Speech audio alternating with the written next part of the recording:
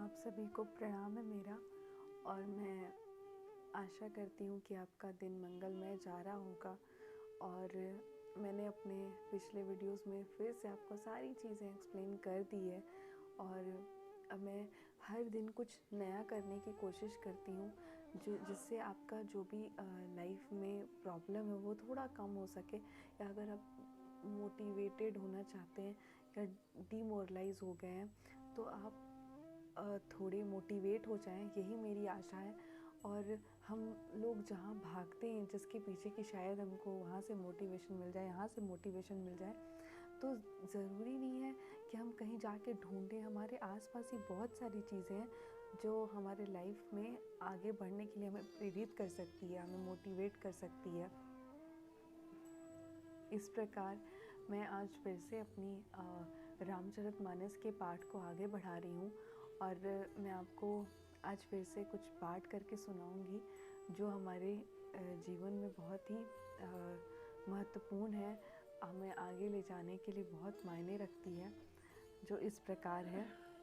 रामचरितमानस एहि नामा सुनत श्रवण पाई, विश्रामा मन करी विषय अनल बन जरई, होई सुखे जो एहि सर परई। अर्थात इसका नाम रामचरितमानस है, जिसके कानों से सुनते ही शांति मिलती है। मन रूपी हाथी विषय रूपी दावानल में जल रहा है, वह यही इस रामचरितमानस रूपी सरोवर में आ पड़े तो सुखी हो जाए। तो इसमें हम इस दोहे से यही समझ पा रहे हैं कि हमारे जीवन में नाना प्रकार की परेशानी है, नाना प्रकार के दुख हैं, जो अगर हमारे कान में अगर ये रामचरितमानस का पाठ पड़ जाए तो ये जो भी हमारे मन में संताप है, परेशानी है, वो सब दूर होगी। हमारी ये सब परेशानियाँ एकाएक दूर होंगी और हम अपने परेशानियों से डट कर सामना कर पाएंगे। इसमें यही बताया गया है। रचि महेश निज मानस राखा, पाई सुसमौ सिवासन भाषा, ताते रामचरितमानस बर धरे नाम य हरे हर्षि हर। अर्थात श्री महादेव जी ने इसको रचकर अपने मन में रखा था और सुअवसर पाकर पार्वती जी से कहा। इसी से शिव जी ने इसको अपने हृदय में देखकर और प्रसन्न होकर इसका सुंदर रामचरितमानस नाम रखा। इससे हमें ये भी पता चलता है कि रामचरितमानस का नामकरण ही शिवजी के द्वारा किया गया था। सुठी सुंदर संवाद बर बिरचे बुद्धि विचारी, तेई एहि पावन सुभग सर घाट मनोहर चारि। सियावर रामचंद्र की जय, पवन सुत हनुमान की जय। अर्थात इस कथा में बुद्धि से विचार कर जो 4 अत्यंत सुंदर और उत्तम संवाद, काकभूषुंडी गरुड़ संवाद, शिव पार्वती संवाद, याज्ञवल्क्य भारद्वाज संवाद और तुलसीदास संत संवाद रचे हैं, वही इस पवित्र और सुंदर सरोवर के 4 मनोहर घाट हैं। इसमें ये 4 मनोहर घाट जो चारों के बीच में जो संवाद हुए एक दूसरे के साथ, वो 4 मनोहर घाट के रूप में बताए गए हैं। सप्त प्रबंध सुभाग सोपाना, ज्ञान नयन निरख मन माना, रघुपति महिमा अगुण अबाधा, बरनब सोई बर बारी अगाधा।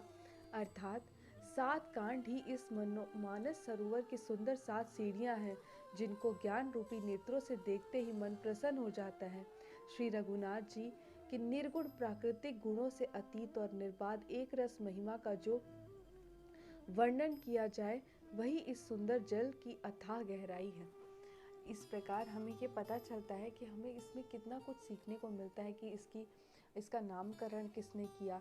इसमें 4 प्रकार के जो आपको बताए गए हैं कि इसमें 4 प्रकार के मनोहर घाट हैं, वो जो उनके संवाद हैं उन्हीं को मनोहर घाट बताया गया है।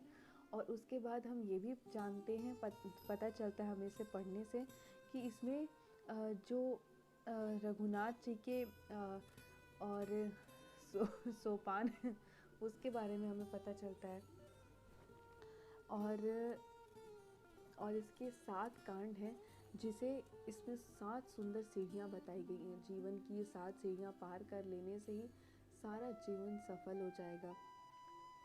अगर हम अपनी लाइफ में देखें तो जो भी हमारे लाइफ में प्रॉब्लम चलती है या हम ऐसा कुछ चीज़ें होती हैं जो लाइफ में हमको दुख देती हैं या हम उसके बारे में बहुत ज़्यादा सोचते हैं, तो हमें सोचना नहीं चाहिए। ज़रूर आप एक बार इसे पढ़ें, जिसकी लाइफ में प्रॉब्लम है। अगर आप मेरी वीडियो भी नहीं देखना चाहते हैं कोई दिक्कत नहीं, लेकिन आप अपनी लाइफ में थोड़ा सा समय निकाल के इसे पढ़ें ज़रूर, और आप खुद देखेंगे कि आपकी लाइफ में कितनी पॉजिटिविटी आ जाती है। और मेरी यही कामना है कि आपके लिए मेरी ये वीडियो बहुत काम आए और आप अपनी जो भी परेशानी है उससे दूर हो जाएं। बहुत बहुत धन्यवाद आपका।